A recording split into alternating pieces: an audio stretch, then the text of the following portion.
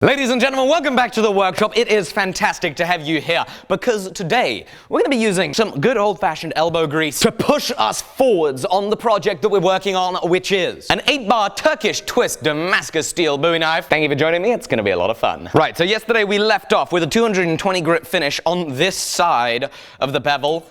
No 220 grit finish here. This is still off the grinder at an A45, which is roughly equivalent to a A30, roughly equivalent to an 800 grit finish on the grinder, and it still required a lot of finishing just to even take to 220. I think it was a mistake going to 220 before I fixed what I knew needed to be fixed, which is these plunge lines. I knew that I needed to fix these up and also make sure that I equalize out the bevel height here. For some reason, I decided to spend all that time hand sanding this blade before fixing that, which is going to scratch up the blade. But that's all right. It's not like it's much of a surprise or much of anything special for us to be making time-costly mistakes like that in the workshop. Oh no. We're used to it. And thankfully, I'm wearing the one shirt in the world that tells me exactly what I've got to do to fix this problem. Just got to use some elbow grease.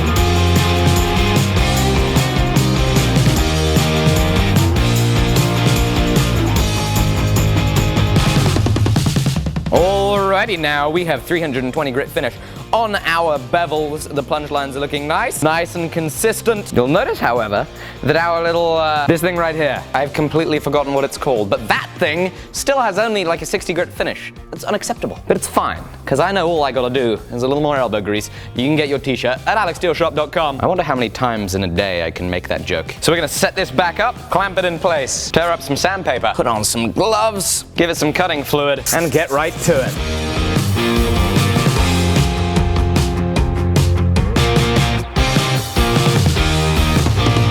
Ogly doggly. I think it's called is it a clip?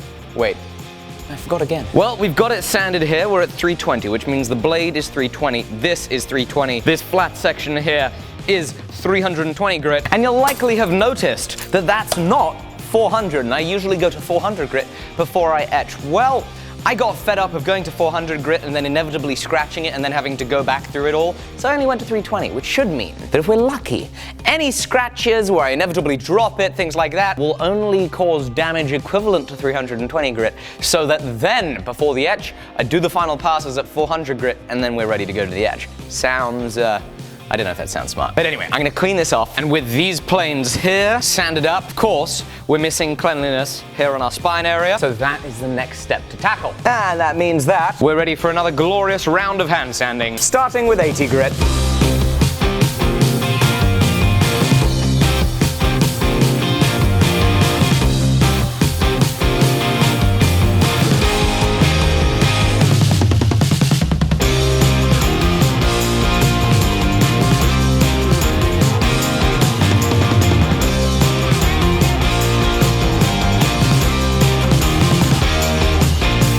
So what we've just done is we have polished up that inside area, 320 grit. We've given it a little bit of a paper towel and electrical tape wrap. We're now going into the grinding room because it's time for us to sort out our guard. Now, we're not going to end up with this being flat like this. First step is make sure that it's centered to the blade edge and to the spine of the blade.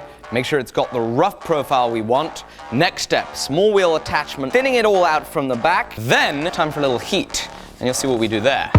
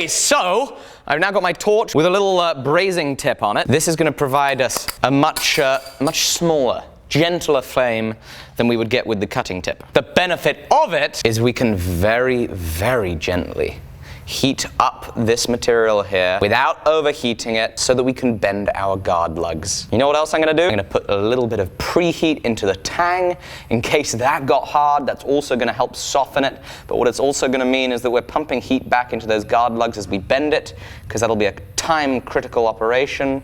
Put some heat into the guard area itself. There we go. We're pushing those timber colors back up. Okay, this isn't working.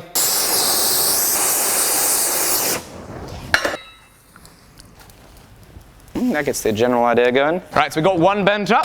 Now time for us to do the second. So you see how it's the tip that wants to heat up first, not the back area. Back area. The body of the piece. So what I'm doing is I'm pumping the heat into the body of the piece so that I don't overheat the tip while I get my heat a little further down. And in just a second, I'm going to point the heat down and we're going to get ready for it. Oh, yes! Oh, I don't like it. We've got to do it again. The bend's a little abrupt over here.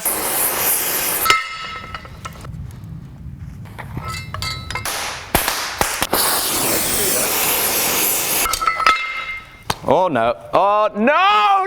No! Back into the water. I think that'll do. Make sure it's all square. Great.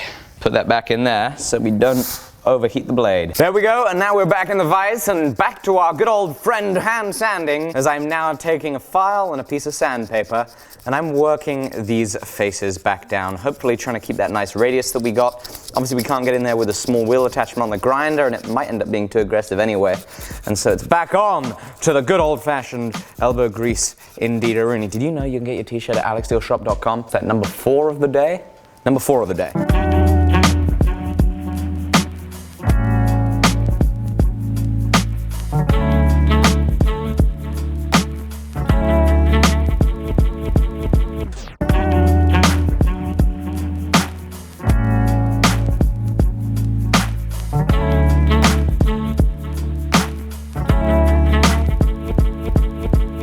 Alrighty, I'm now at 320, just blending in these faces here on the guard, trying to make it all as even as possible. Doing a little bit from all 4 sides. The amount of times that I've slipped and jabbed my finger into either of these points, it's ridiculous. But we're making progress. And I'll have you know that we have the Alec Steele patented no knife in the head designed safety system. The no knife in the head-o-matic. Now with less moving parts.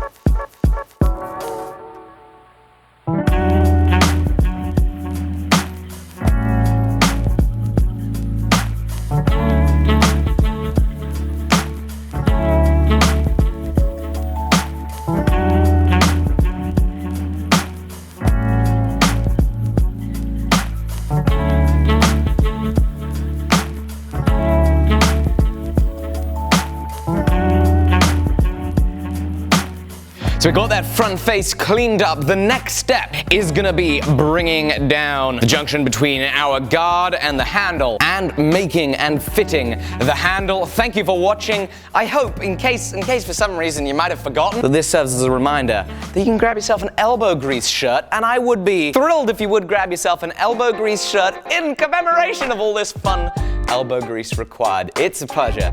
As always, thank you. I'm gonna see you tomorrow on the next episode.